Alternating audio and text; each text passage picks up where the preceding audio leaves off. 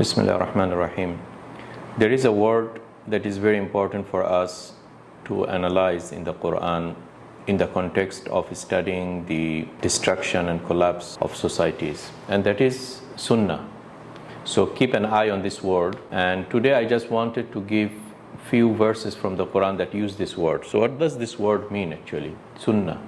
You'll find it in the Quran coming like Sunnatullah or Sunnatul Awwaleen, and roughly this means the ways of Allah, the rules of Allah in dealing with societies, something that repeats. It's interesting to observe that Allah subhanahu wa ta'ala has social rules that He has set, and we could extract it from history, and Quran is asking us to extract it from history. Sunnatul Awwaleen, that is the ways that Allah subhanahu wa ta'ala dealt with past society. And that's why when we read various stories in the Quran of Nuh, of Ad, of Thamud, of Lut, of Madian, of Musa with his tribe and with Fir'aun, all these are part of this analysis of history that Allah wants us to do.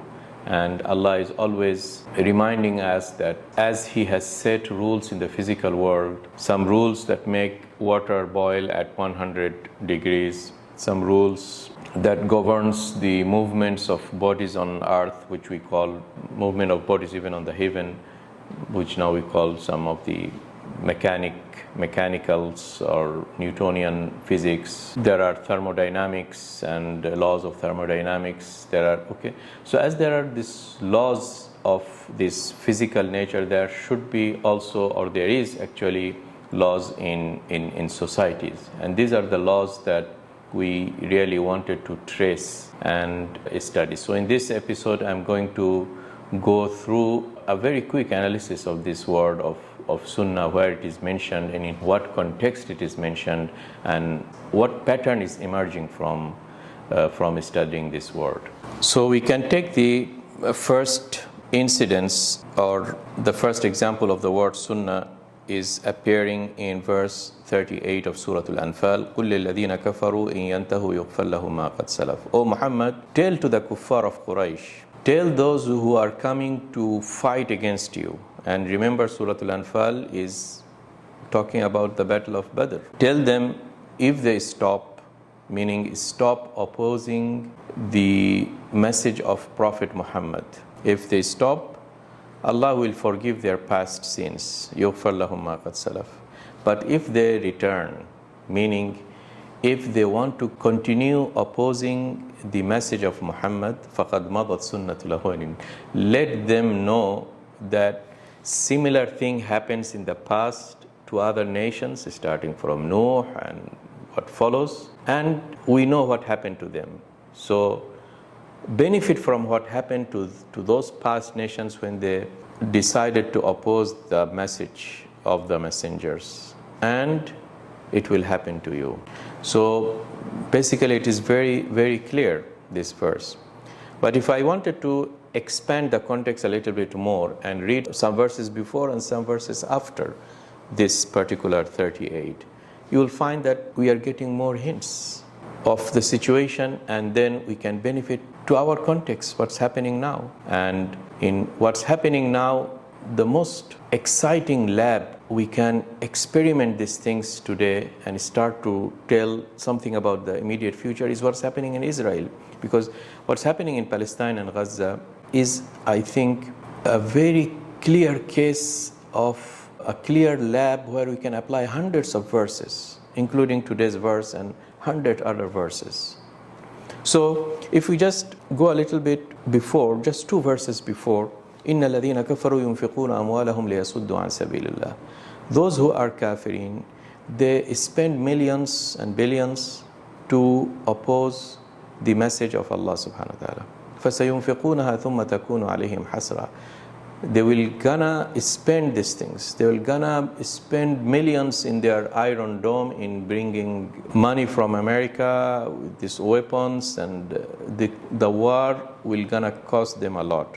And they will gonna spend lots of money just to continue their operation, continue their colonial settler mindset, and oppressing the people, robbing the land, stealing the land by force, driving the population out of their land where they used to stay for thousands of years, so forth. Okay, ينفقونها ثم يغلبون, you see, and at the end they will gonna be defeated. ثم يغلبون. See the powerful and fit it on the situation today happening in Gaza. وَالَّذِينَ كَفَرُوا إِلَى جَهَنَّمَ يُحْشَرُونَ. The يغلبون is something happening in this world that they're gonna be defeated, but what is awaiting for them in hereafter is far, far greater.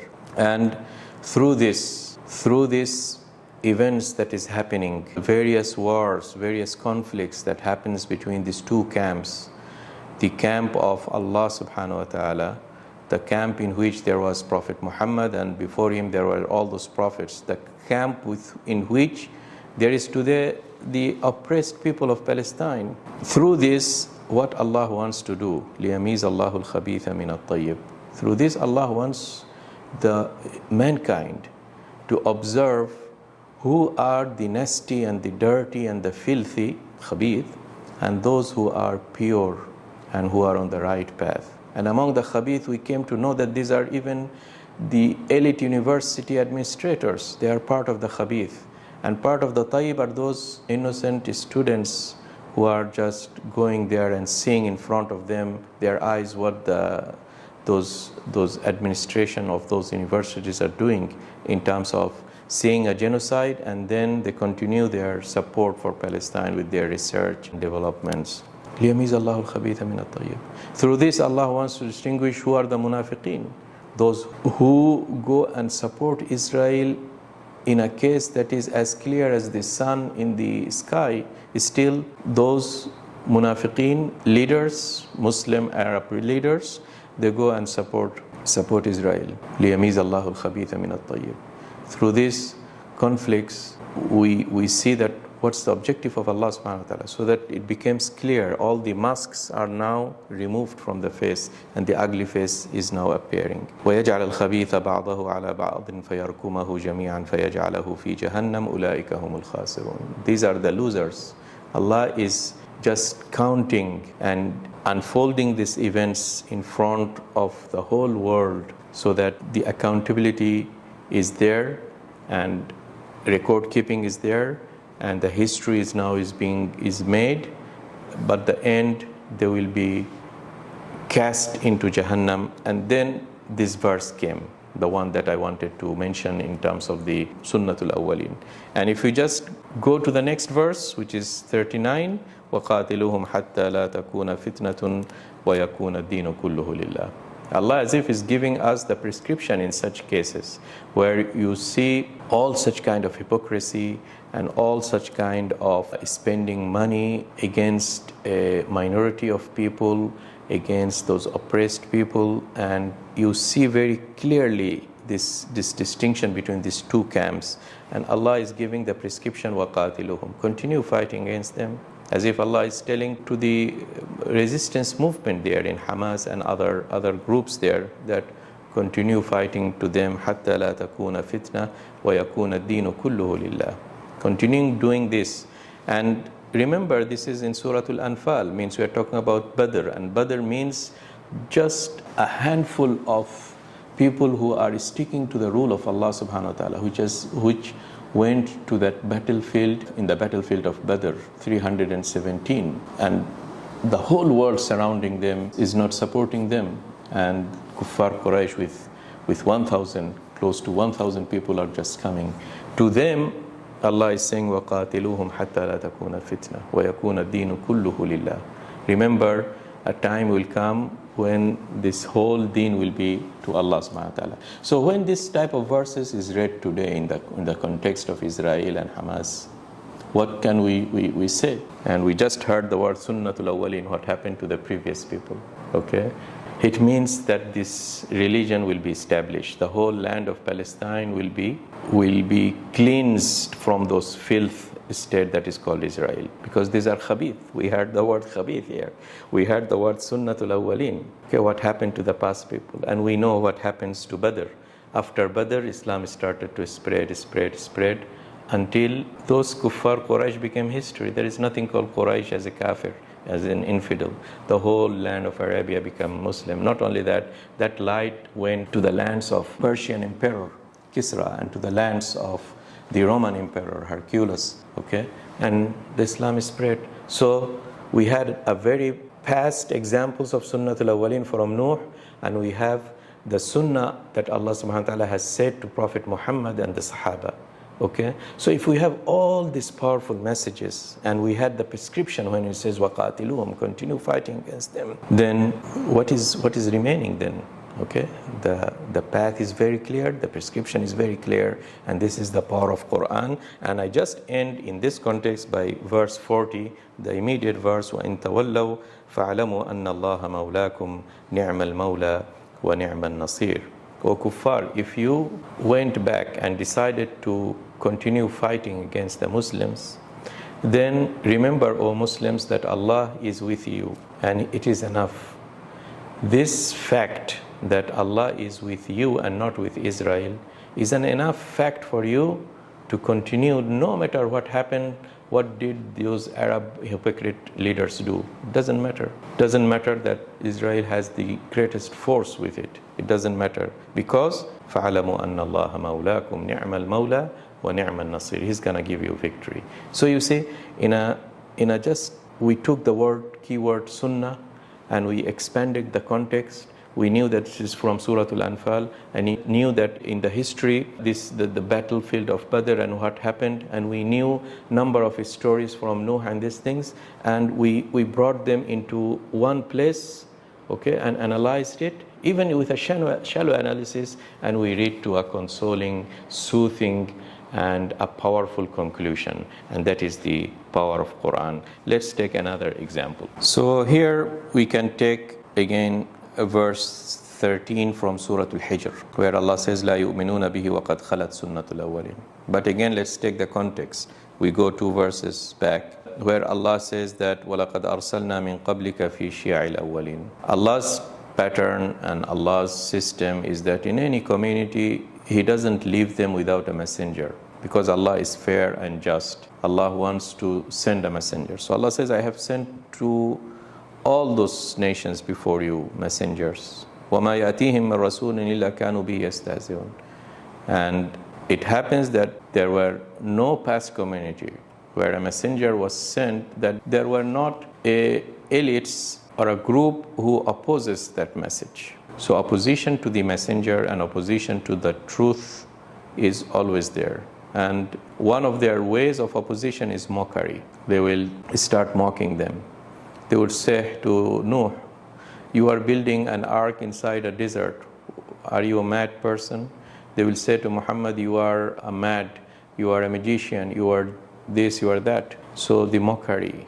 And they will use the media. They will say you are terrorist. They will say that, okay, they will do artworks, they will do caricatures and cartoons, they will do movies to mock this community who are on the right side of the truth. وَمَا يَأْتِيهِمْ مِنْ رَسُولٍ إِلَّا كَانُوا بِهِ يَسْتَهْزِئُونَ.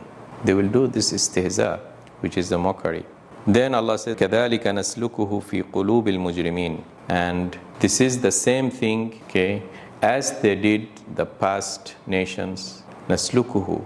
As if this is a virus that moved throughout the history, as if there is an immortal virus, the same virus of mockery and disbelief in the prophets moved throughout the history until it entered to kuffar of Quraysh at the time of the prophet. كَذَلِكَ نَسْلُكُهُ. The same thing I'm gonna do. You see this, it's a very clear indication of repeating our historical cycles. Historical cycles, I talked about it in previous episodes. We can see it in action here. كَذَلِكَ نَسْلُكُهُ فِي قُلُوبِ الْمُجْرِمِينَ. I am gonna insert it in the heart. You see the word heart here. The heart of those who are wrongdoers and mujrimeen. And we know that there is, from other places, there is the hidden master that does all these things, which is shaitan. Okay, so we cannot forget the role of shaitan in these things, in carrying the same thing, opposition between these two camps. Okay, Nasluku fi qulubil mujrimin. And then what happens? La yu'minuna bihi. They will not gonna believe in Quran. They will not gonna believe in the message of the messengers. They will not gonna believe in the hundreds of signs that the messenger brought in support of the truth that he is coming. All this evidence will not work. La yu'minuna bihi. وَقَدْ خَلَتْ سُنَّةُ الْأَوَّلِينَ. This is the key word I wanted to discuss here. Sunnatul Awwalin. You see the word is coming again. That don't expect them to believe, because they are following a rule, and the rules of Allah never changes. That's the power of the rules of Allah. As the water boils always at 100 degrees, the same thing always happen. There are gonna be a people, mostly the elites, who consider the prophets and their message a threatening to their enjoyment and to their privileges they're having, and hence they decide to oppose. The prophet or a messenger bring lots of evidence in support, but still they oppose. Why? Sunnatul Awwalin. This is the sunnah. This is the rule that Allah has set in societies, in communities. And Allah gave an example. وَلَوْ فَتَحْنَا عَلَيْهِمْ بَابًا مِنَ السَّمَاءِ فَظَلُّوا فِيهِ يَعْرِجُونَ. If I have opened a door in the sky and they started to ascend until they reached up to the skies, لَقَالُوا إِنَّمَا سُكِّرَتْ أَبْصَارُنَا. They will bring an excuse to deny even that fact, that okay, our eyes were closed. بَلْ نَحْنُ قَوْمٌ مَسْحُورُونَ. We have been under a spell. So nothing works with them. The only thing works is a distraction, is a collapse of that societies, is a fighting that happens, and at the end of the day, the party of Allah subhanahu wa ta'ala wins. So here again, you see how Allah is using the word sunnah, sunnatul awwalin. Let's take another example. Now I wanted to discuss a third incident, and probably because of the time we can have it as the last one here, but examples are many. The third incident here is, or the third location where Allah has used the word sunnatul awwalin or sunnatullah, is verse 43 of Surah Fatir. And if we read the context very quickly, is that those to whom prophets come and messengers came, or Prophet Muhammad came to the people of Quraysh, and the Prophet Muhammad came and narrated the stories of previous nations. Quraysh people say that أَقْسَمُوا بِاللَّهِ جَهْدَ إِيمَانِهِمْ لَإِنْ جَاءَهُمْ نَذِيرٌ لَيَكُونُنَّ أَهْدَى مِنْ إِحْدَى الْأُمَمِ. They swear that, O Muhammad, if a message came to us, we're gonna react in a better way. So they wanted to claim that we can avoid this historical pattern. We're gonna avoid this historical pattern. We are an exception. You know, sometimes we hear the word American exceptionalism, or these people say we are exceptions. The Jews will say we are the son of God, and we have a different, a special arrangement with God that is different than the Goems or the other. The white supremacists will say, okay, or the Eurocentric people will say, okay, we are a chosen people. No, nothing will happen as no. Similar thing, these people said that, okay, the past nations went through a certain pattern, we're gonna avoid that. لَكُونَنَّ أَهْدَى مِنْ أُمَمٍ فَلَمَّا جَاءَهُمْ نَذِيرٌ مَا زَادَهُمْ إِلَّا نُفُورًا. When Prophet Muhammad came, did they react in a different way? No. زَادَهُمْ إِلَّا نُفُورًا. They started to run away from the message, from accepting the message. And Allah is giving the root cause is istikbaran fil ardi wa makra sayyi. Again, this is the arrogance.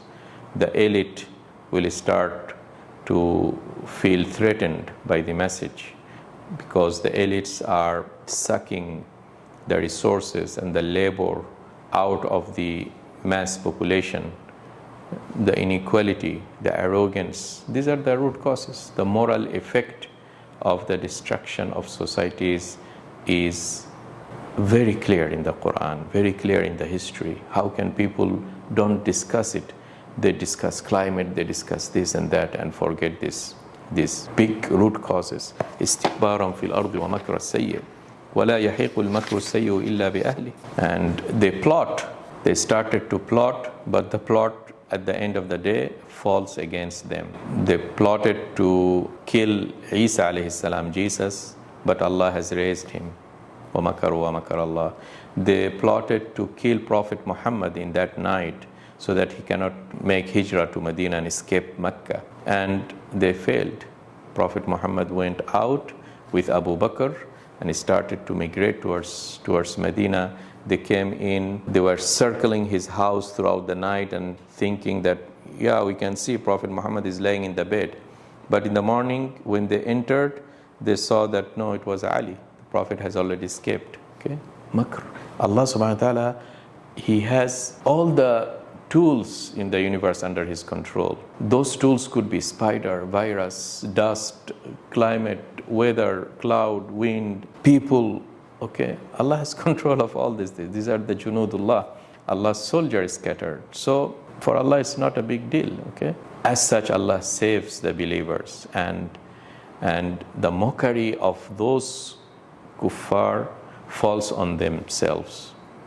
وَلَا يَحِيقُ الْمَكْرُ السَّيِّئُ إِلَّا بِأَهْلِهِ. And then Allah mentioned this sunnatul awwalin. You see, I'm coming back to this.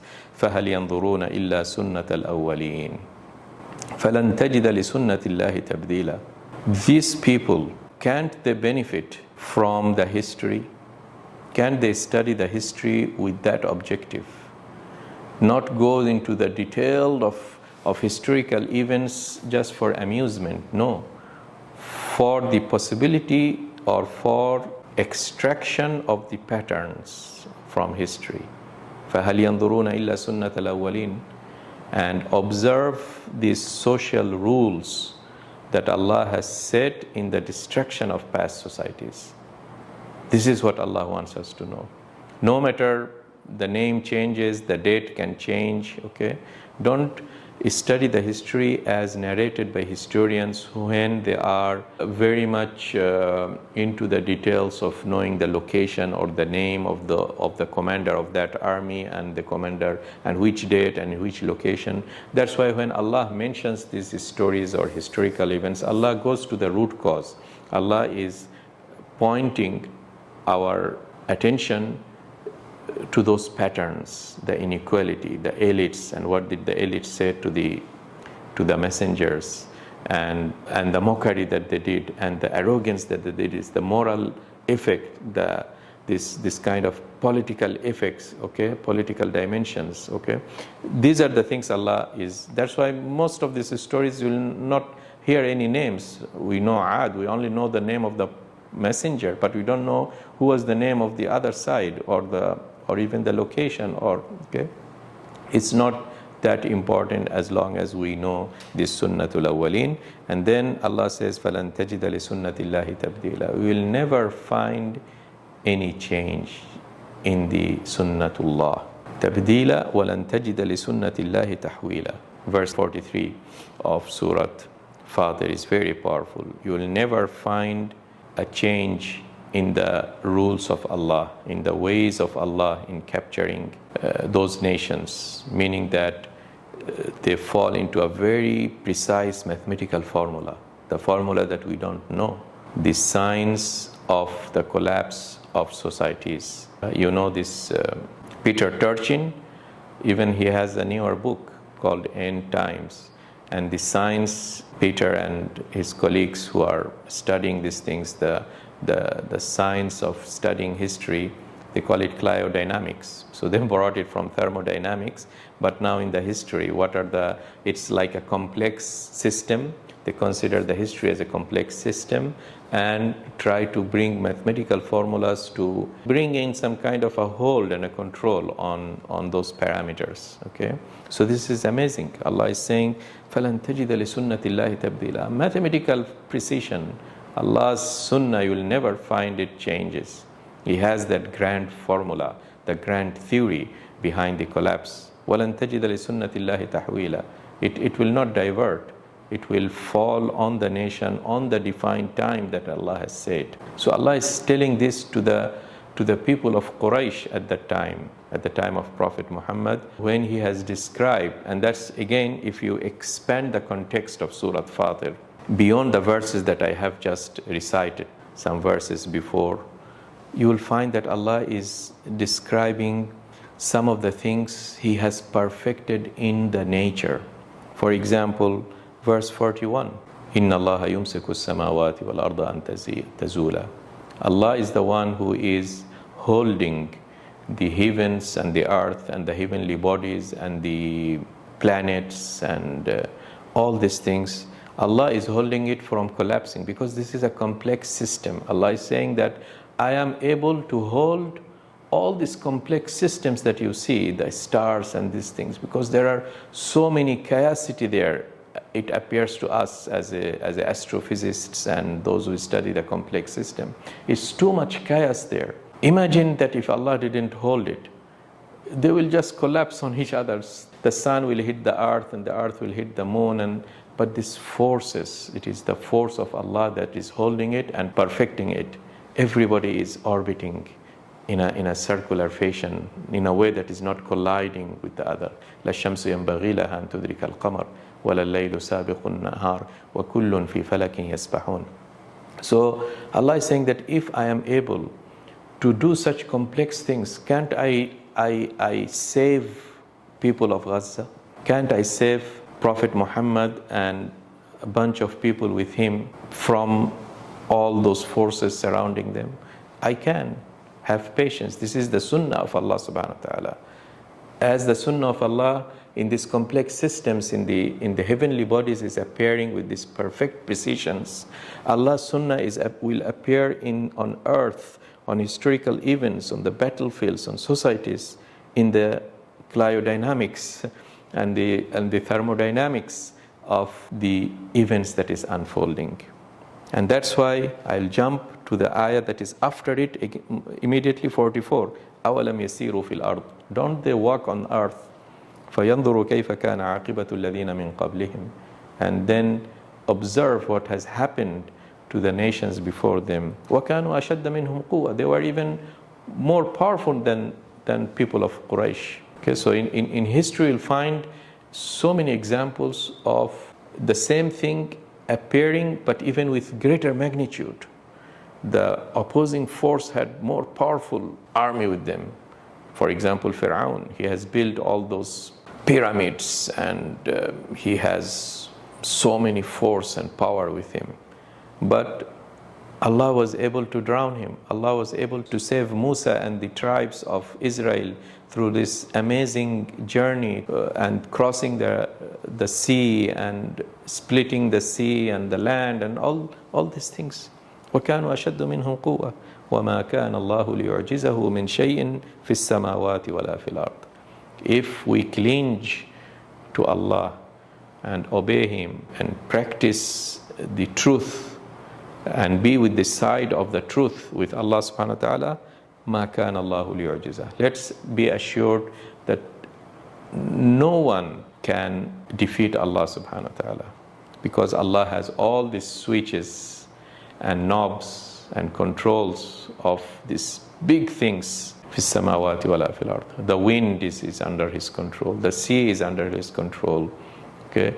The psychology of the people in the army is under His control. Allah inflicts division among the army commands, among the elites of the opposing society, as we are seeing now in Israel. The society is now just like a house of paper. At any time it can collapse, because Allah has that power to go inside their heart and make this division among them. وَقَذَفَ فِي قُلُوبِهِمُ الرُّعْبِ. In other places, Allah has the power to inflict fear, and psychological effect works and has more powerful effect than the weapon and these things.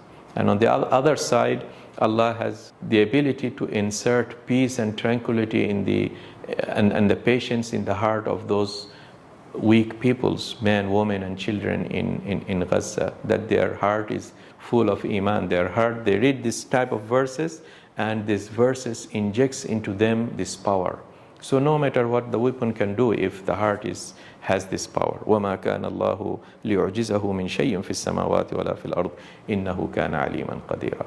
And we can go on and on and on. I just gave you 3 examples where we started with tracing the word sunnah, and we found maybe if you do that, you'll find maybe 10 or 15 places where you can do the same kind of analysis. Today I just gave you 3 places where we studied the location, we knew which surah it came, and we expanded the context, few ayats before, few ayat after, and we came up consistently with this kind of powerful messages. So that's why this Quran is a valuable tool. It's more powerful than anything one can imagine.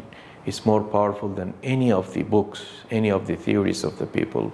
So what I advise you is to continue as a homework this exercise. It's not very difficult for any of us to do this kind of analysis. I just wanted here to give you a flavor so that you can take the journey yourself. And inshallah, in future episode, we try to continue this type of analysis and try to benefit from it to the situations that is happening to the contemporary times. So, assalamu alaikum wa rahmatullahi wa barakatuh.